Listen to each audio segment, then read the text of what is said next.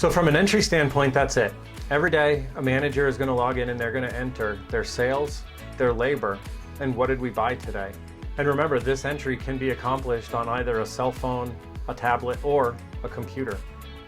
Now, once those entries are in, I'm going to click ahead in the month here. We're say we have 3 weeks worth of entries in, and I'm clicking to Sunday, the 23rd. Now on this day, I'm going to hit profit and loss statement. And the first thing that I want to point out is our 3 columns here. We've been entering in the daily column. Those 3 simple entries are sales, our labor, and what did we buy.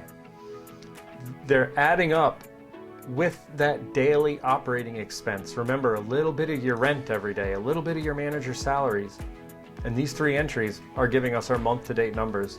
This is a very close picture of where you are right now. Now, most importantly, I think, we're showing you next to your budget. And this budget changes every day. So if you remember back when we built the budget, we set them by monthly revenue expectations. And because it changes every day, when we're 23 days into August, this restaurant can clearly see where their sales should be on the 23rd day of August. So first thing logging in that morning, everyone can see where are we supposed to be versus where are we. Now the next line down is cost of goods, and we're going to show the purchases versus sales at this point. We have an area to be able to enter the inventory and reconcile that number at the end of the period, but as the month is progressing, purchases versus sales is a great indicator of the writing on the wall.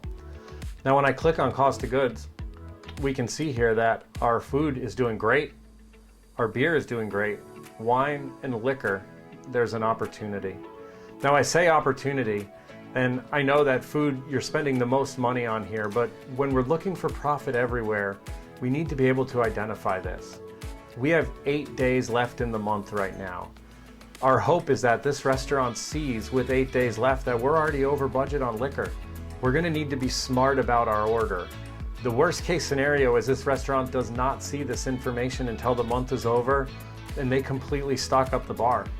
Now, please know that we're not trying to use the tool to stifle creativity or to keep inventory from being on the shelves.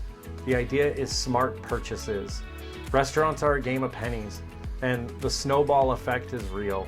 By overspending on orders, consistently a couple of $100s a month, these things are going to add up. When you have all of the information in a clear, simple to get at format, you're going to be able to make those decisions with enough time to really be able to impact the month. Now, after cost of goods, next line down on our profit and loss statement was labor. Again, a high concern for a lot of restaurants. And this is giving us a clear picture with 8 days left in the month that right now this restaurant is a little bit over in the front of the house, and we're about 1.5 points over in the back of the house. So again, a clear picture of where we stand. Now, we didn't want to just point out that there was a problem. Proactive P&L powered by FObesfot wanted to be part of the solution as well. So anytime a manager's over in any specific category, we're going to put up this flag over here. We call it the fixes. This is going to be a customizable punch list that will show your managers what they should look at first if they're over. This happened to be a labor discrepancy. Now, just like everything we do at Proactive P&L, we're customizable. So if you have specific fixes in mind or an employee manual as a multi-unit operator that you would really like to repeat that message, we're able to easily get this information for you. After our labor, we're going to look at our controllables. And again, I mentioned this is historically one of the most overlooked areas of opportunity in most restaurants we work with. We always put so much focus on our cost of goods and our labor because we spend so much money there. But with 8 days left in the month, this restaurant can see that they're over $1,000 over on their towels, aprons, and floor mats. We're over $1,000 over on our music and entertainment budget, $500 over on kitchen supplies, and another $800 over on our to-go supplies. So again, with restaurants being a game of pennies, to increase your profits based on food alone, you have to increase your sales dramatically and decrease your expenses to even move the needle.